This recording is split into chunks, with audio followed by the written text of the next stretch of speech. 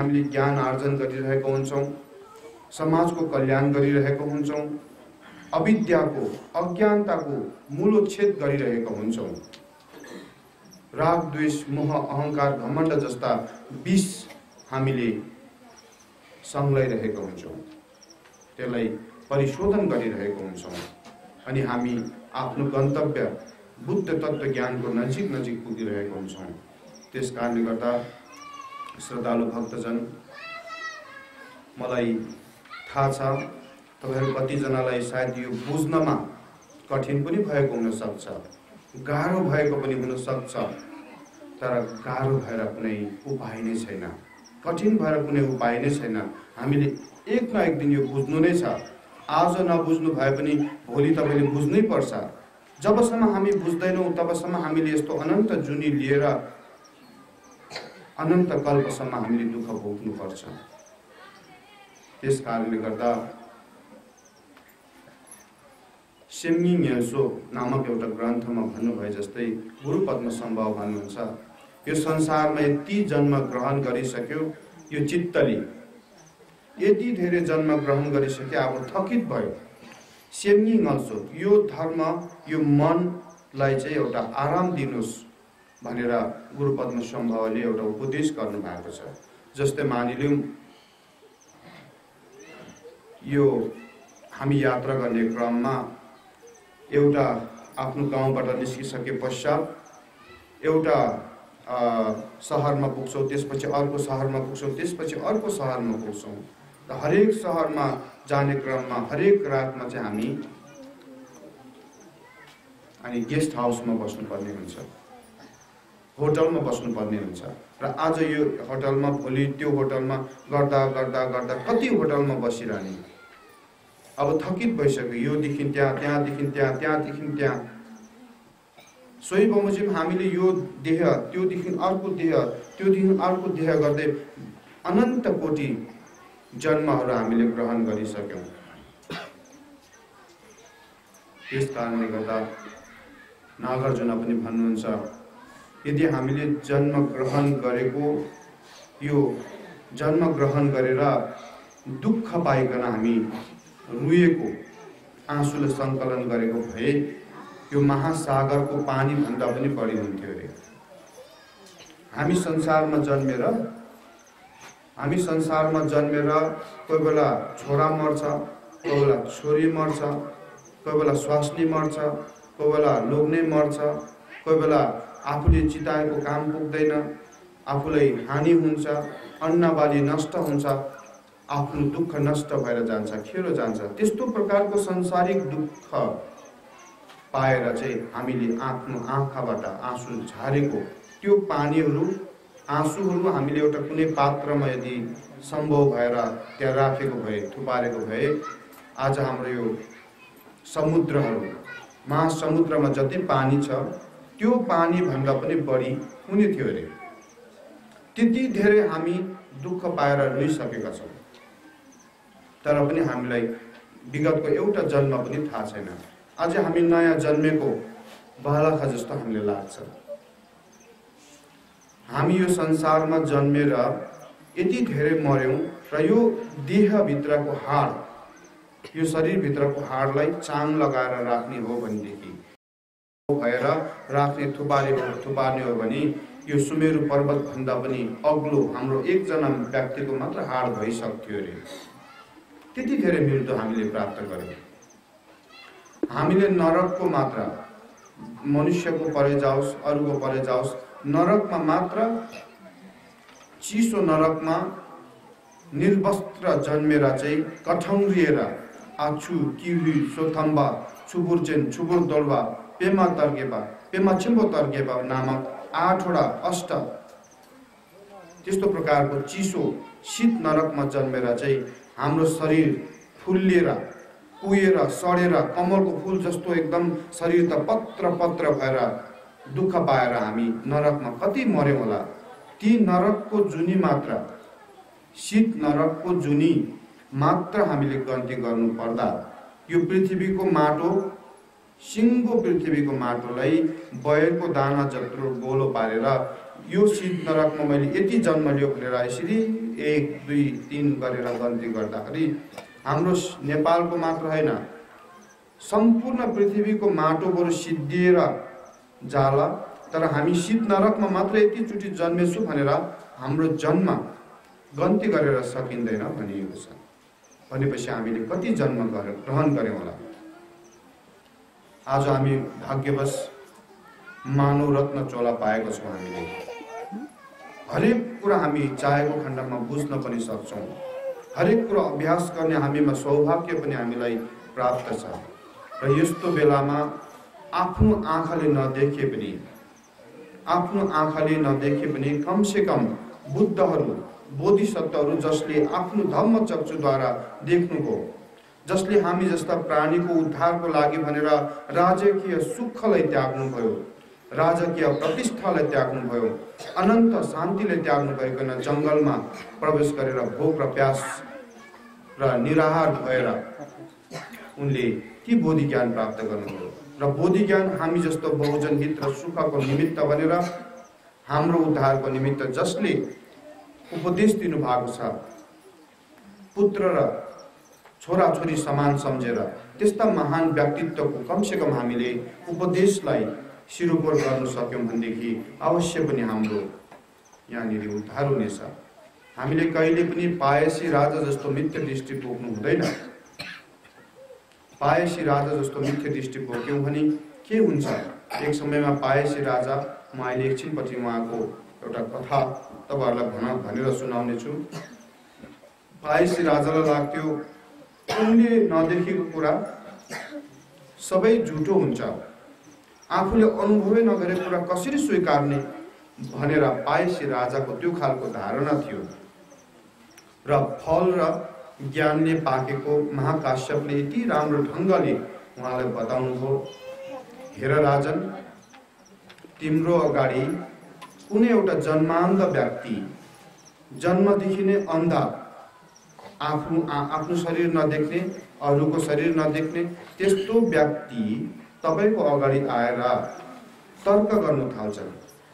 र उनले भन्छ, हे राजन, खोइ त सूर्य कहाँ छ, चन्द्रमा कहाँ छ, रुखपात वनस्पति कहाँ छ त? छँदै छैन भनेर भन्यो भने तिमी के गर्छौ भनेर एक समयमा सोध्नु भएको थियो पायसी राजा स्वयंलाई। अनि पायसी राजाले के भने, म त्यो स्वीकार गर्नै सक्दिनँ, किनकि मैले खुद देखेको छु, मेरो आफ्नो आँखाले देखेको छु, म त्यो स्वीकार्न सक्दिनँ। ऊ जन्मान्ध भएको कारणले गर्दा उनलाई देखा नपरेको हो, तर देख्ने मान्छे टन्नै छ लोकमा, त्यस कारणले गर्दा यो कसैले पनि स्वीकार्य हुन्न भनेर भन्नु हुँदाखेरि अनि महाकाश्यपले के भन्नुभयो पायसी राजालाई, सोही बमोजिम, हे राजन, तपाईको मनमा पनि यस्तो खालको मिथ्या दृष्टि छ जुन तपाईले देखेको नदेखेको अथवा थाहा नपाएको कुरा चाहिँ हुँदै होइन, छँदै छैन भनेर जसरी ढिप्पी गर्दै हुनुहुन्छ, त्यो पनि जन्मान्ध व्यक्तिले मैले सूर्य चन्द्रमा देखेन भने जस्तै हो। हामी सिद्धि प्राप्त गरेको, बोधि ज्ञान प्राप्ति गरेको, धम्मचक्षु प्राप्ति गरेको व्यक्तिको लागि त्यस्तै भइरहेको छ। त्यस कारणले गर्दा तिम्रो मिथ्या दृष्टिलाई परिवर्तन गर्नुपर्छ भनेर भन्दाखेरि अन्ततः पायसी राजा जस्तो एउटा मिथ्या दृष्टि भएको व्यक्ति, धर्मलाई नपत्याउने, ज्ञान नपत्याउने, स्वर्ग नर्क भन्ने कुराको विश्वास नगर्ने त्यस्तो व्यक्तिको मनमा पनि ज्ञानको चक्षु प्राप्त भएको थियो, उनलाई ज्ञानको चक्षु लाभ भएको थियो।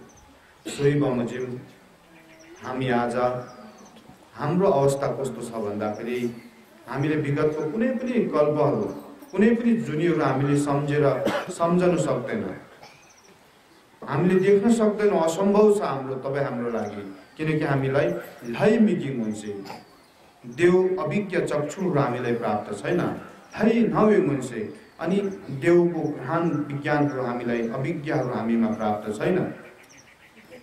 तर छैन भन्दैमा अगाडि जे आउँछ त्यही मात्रै स्वीकार्ने, त्यो गर्नु पनि ठुलो मूर्खता हुन्छ।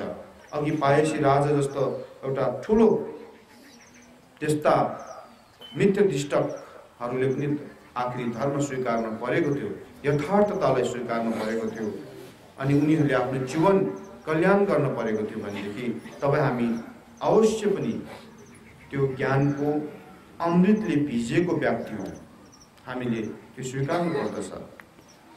एक क्षण मात्र हामी विचार गरौँ, धर्मलाई स्वीकार्ने कि नस्वीकार्ने। भगवान बुद्धको उपदेश जो त्रिकालदर्शी छ, त्रिकालका कुराहरू बताउँछन्, त्यस्ता कुरा स्वीकार्ने कि नस्वीकार्ने। कि भौतिक बन्नु पर्यो पूर्ण रूपमा, चारवाक जस्तो। एक समयमा चारवाक थियो, आजभोलि चारवाक भन्ने एउटा धर्म सम्प्रदाय संसारमा रहेको छैन। भगवान बुद्धको पालिमा चारवाक भन्ने एउटा संस्था थियो।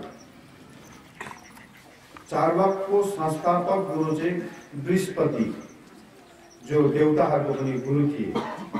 अनि उनको जुन अगुवाईमा एक खालको संस्था, एक खालको धर्म सिद्धान्तको उनले प्रचार गर्नुभएको थियो।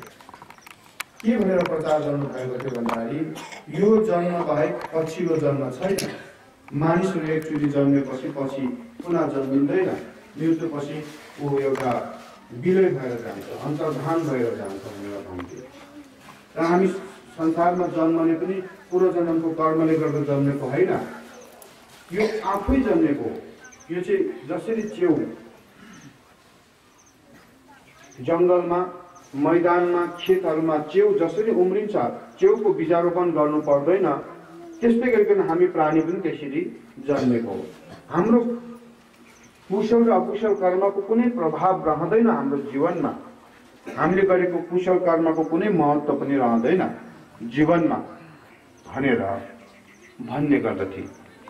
र उहाँले आफ्नो शिष्यहरूलाई के भन्ने भन्दाखेरि जति सक्दो ऋण काटेर भए पनि एकदम घिउ भात खाएर बस्नुपर्छ, जीवनलाई एउटा यापन गर्नुपर्छ, रमाउनुपर्छ, हामी खुसी हुनुपर्छ भनेर त्यस्तो प्रकारको उपदेश दिनुहुन्थ्यो। उनको सिद्धान्त त्यो थियो।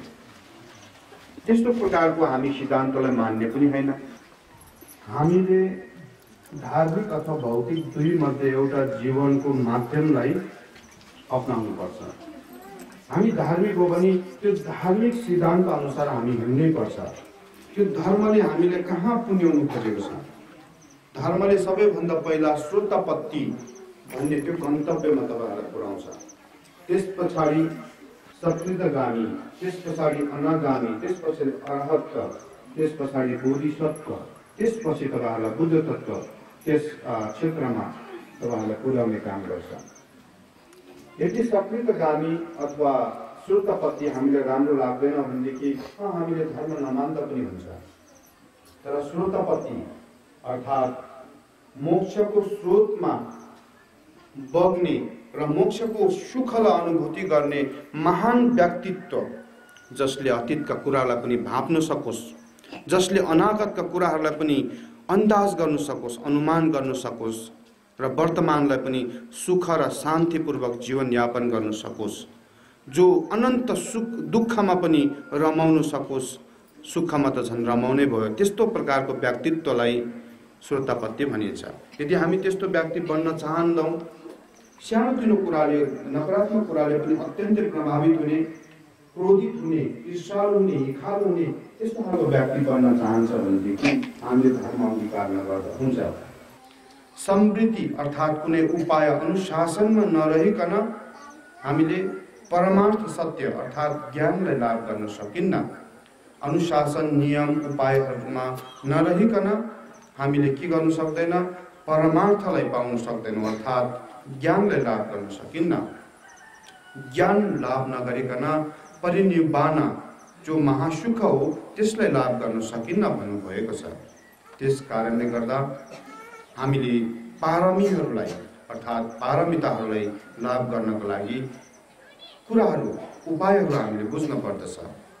ती के हुन् भन्दाखेरि फर्चिन रुक्तान देम्बा 6 प्रकारको पारमिताहरू गुई फर्चिन हेतु रूपी 6 प्रकारको पारमिताहरू हामीले धर्म श्रवण गर्ने बेलामा हामीमा हुनु पर्दछ भनिएको छ। सबैभन्दा पहिला दान पारमिता। दान पारमिता भनेको के हो? दानले परिपूर्ण भएर हामीले धर्म श्रवण गर्नु पर्दछ रे। कसरी दानले पारमी हुने भन्दाखेरि गुरुको अगाडि, आफ्नो सङ्घको अगाडि अनि धूप चढाउने, फूल चढाउने र अघि हजुरहरूले मण्डला चढाउनु भयो। गुरुलाई एउटा मण्डला चढाइकन आग्रह गर्नुभयो, हामीले धम्म देशना गर्नुहोस्, हामीलाई धम्म देशनाको आवश्यक छ भनेर हजुरले जसरी एउटा दान पारमीको काम गर्नुभयो, यसलाई भन्छ दान पारमिता। अनि शील पारमिता, शील पारमिता भनेको के हो? सी अनि ल, शील पारमिता। शील पारमिता जस्तै हजुरहरू एकदम अनुशासित भएर एक शब्द पनि नबोलिकन एकाग्र भएर अनि शरीरलाई पनि सिधा राखेर हात खुट्टा नपसारिकन अञ्जलीबद्ध गरेर हात जोडेर चाहिँ एकदमै मनलाई एकाग्र गर्ने कोसिस गरेर यसरी हात जोडेर अनुशासित भएर बस्नुभयो, यो नै शील हो। यसबाट शील पारमिता हुन्छ। शान्ति पारमिता, शान्ति भनेको सहनशील। हजुरलाई तिर्खा लाग्यो होला, अल्छी पनि लाग्यो होला, अथवा शरीरमा दुखाइ पनि भयो होला, कता कता चिलायो होला, ती सबै कुराहरूलाई बिर्सेर सहेर चाहिँ तपाईँहरूले धर्म श्रवण गरिरहनु भएको छ। यसलाई भन्छ शान्ति पारमिता। यो पनि हुनुपर्छ। यदि हामीले कुनै ठाउँमा चिलायो अथवा दुख्यो भने स्वाट्ट उठेर हिँड्यो भने के हुन्छ? शान्ति पारमिता पुरा हुँदैन। शान्ति पारमिता पुरा नभएपछि ज्ञान प्राप्ति हुँदैन। त्यस कारणले गर्दा दुखाइहरू छ भने पनि, तिर्खा लागेको छ भने पनि हामी पानी नपिकन अथवा कुनै पनि कार्यहरू नगरिकन एकान्तमा अथवा एकाग्र भएर हामी सहेर दुःखलाई, शारीरिक र मानसिक दुःखहरूलाई सहेर चाहिँ हामीले अगाडि बढ्नु पर्दछ। यस्तो गर्नाले शान्ति पारमिता पुरा हुन्छ। वीर्य पारमिता, विभिन्न व्यस्तताको बावजुद पनि आफ्नो सम्पूर्ण समयलाई धर्म श्रवणको लागि यहाँहरूले प्रदान गर्नुभयो। अनि धेरै समयको लागि हजुरले कोसिस गरेर एकदमै यो म पुरा गर्छु, सुन्छु अनि अभ्यास गर्छु भन्ने मनमा त्यो अठोट लिकन यहाँले जसरी धर्म श्रवण गर्दै हुनुहुन्छ, यसबाट कोसिस भन्छ, अर्थात् वीर्य पारमिता पुरा हुँदछ। र ध्यान पारमिता, ध्यान पारमिता भनेको गुरुको प्रवचनमा एकाग्र भएर मन दायाँ बायाँ नराखिकन एकाग्र भएर प्रवचनको सार के हो त, यसले हामीले कतिको परिवर्तन ल्याउन सक्छ, यी कुरामा मात्र हामी ध्यान केन्द्रित भएर सुन्नु नै ध्यान पारमिता हो।